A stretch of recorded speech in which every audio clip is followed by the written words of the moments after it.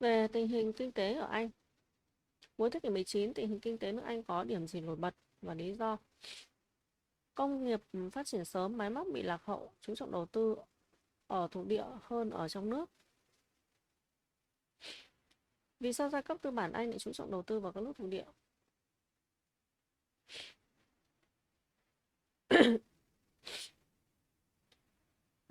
Vì cần thị trường, nguyên liệu tại chỗ, nhân công rẻ và thu lợi nhuận cao.